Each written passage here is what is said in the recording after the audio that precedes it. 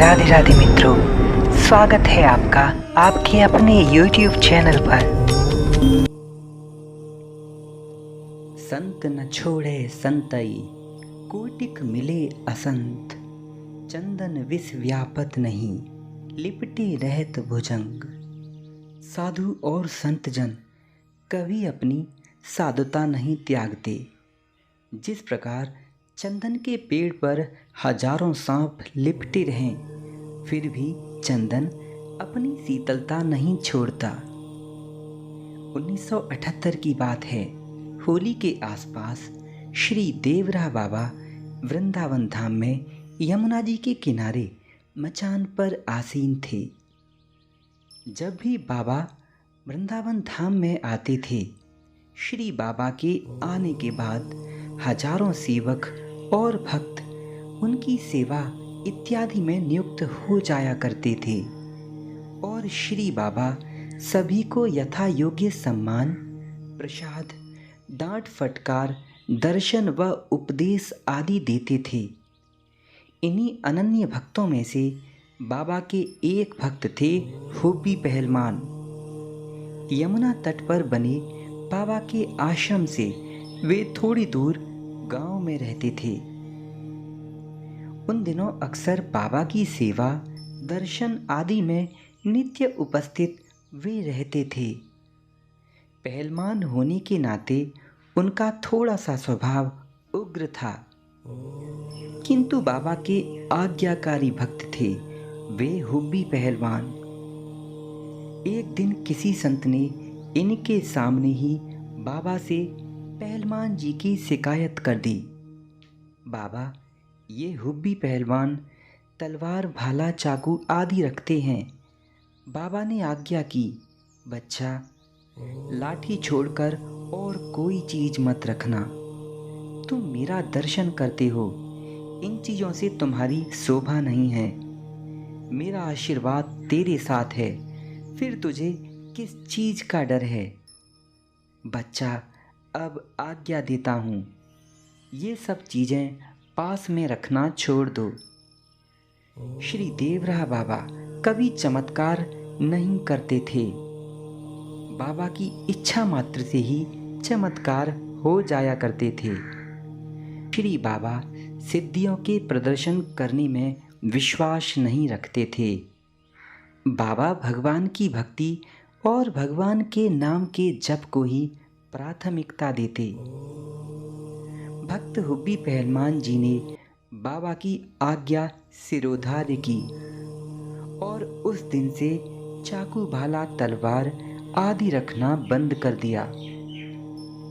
अब तो वे बाबा की कृपा के ही भरोसे रहते और बाबा की कृपा को ही अपनी सुरक्षा का कवच मानते। थोड़े ही दिनों बाद पहलवान जी के लड़के को किसी ने चाकू मार दिया। तुरंत उसका उपचार किया गया। बाबा वहीं यमुना जी के तट पर थे। अगले दिन जब भक्त हुब्बी पहलवान बाबा के पास रोते हुए आए और बाबा से कहा, सरकार, यदि आप मेरी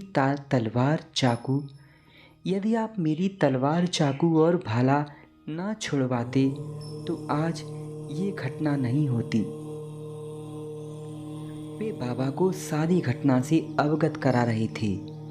बाबा भी बच्चे का हालचाल पूछ चुके थे, किंतु अब हुब्बी पहलवान का ये बात सुनकर बाबा ने कहा, बच्चा, तू बहुत क्रोधी है। तू घर जा और राम राम जप। जिसने तुम्हारे बच्चे के साथ ऐसा अन्याय किया है, वो स्वयं अपने पाप से भस्म हो जाएगा। तू शोक मत कर, बस राम ही राम जप।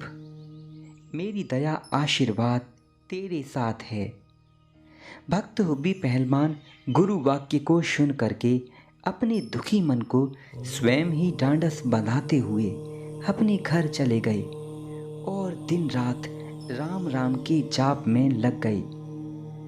बाबा भी कुछ ही दिनों में यमुना तट श्री वृंदावन से अगले पड़ाव पर गंगा तट हरिद्वार में नील धारा पर चले गए।